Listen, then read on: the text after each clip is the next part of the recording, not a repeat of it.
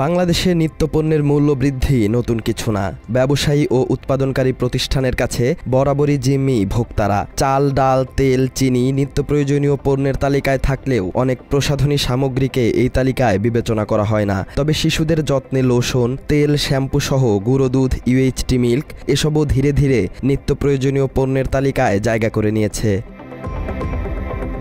চাল, ডাল, আলু, পেঁয়াজের দাম বৃদ্ধি পেলে জনরোষে পড়ে প্রশাসন। খুঁজে বের করা হয় কারা এসবের দাম বাড়িয়ে অর্থ হাতিয়ে নিতে চায়। বারবার একটি শব্দই সামনে আসে, সিন্ডিকেট। আর এসব সিন্ডিকেট ভেঙে বাজারে সুষ্ঠু ব্যবসায়িক ধারা অব্যাহত রাখতে প্রতিযোগিতা কমিশনের মতো আরও কয়েকটি সরকারি সংস্থা স্বতঃস্ফূর্তভাবে কাজ করে যাচ্ছে।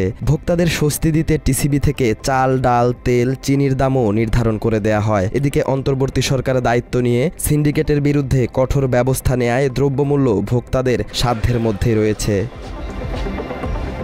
খুচরা বাজারের সিন্ডিকেট ভাঙা, পণ্যের দাম নির্ধারণে ব্যবস্থা নেয়া সেটা সবার সামনেই পরিষ্কার একটি বিষয়। শুধু হাতে গোনা কয়েকটি পণ্যের দাম নির্ধারণ করে দিলেই ভোক্তারা স্বস্তি পাবে সেটা ভাবার কোনো কারণ নেই। কারণ প্রতিনিয়ত বাড়ছে প্রসাধনী সামগ্রীর দাম। স্কয়ার গ্রুপের Meril, baby lotion, baby oil, shampoo প্রায় সব কিছুর দামই ঊর্ধ্বগতি। বছরের ব্যবধানে এসব পণ্যের দাম প্রায় 50 থেকে 100 টাকা বৃদ্ধি করা হয়েছে।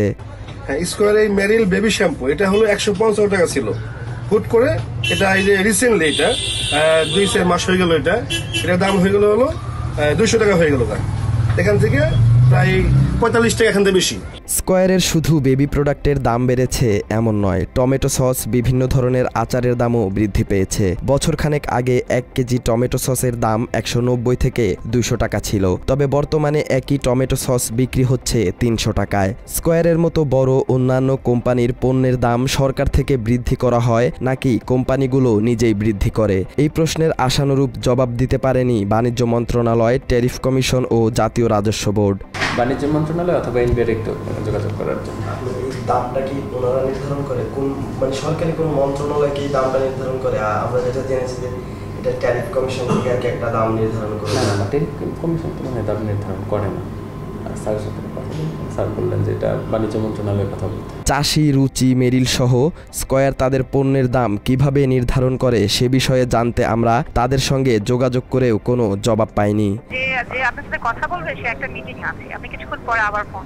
তবে সরকারের সংশ্লিষ্ট মন্ত্রণালয়ের পক্ষ থেকে জানানো হয়েছে এসব কোম্পানির দাম নির্ধারণের জন্য নির্দিষ্টভাবে কেউ কাজ করে না। কোম্পানিগুলো নিজে থেকেই পণ্যের দাম নির্ধারণ করে, আর ভোক্তাদের কাছ থেকেও কোম্পানির বেঁধে দেয়া দাম আদায় করা হয়।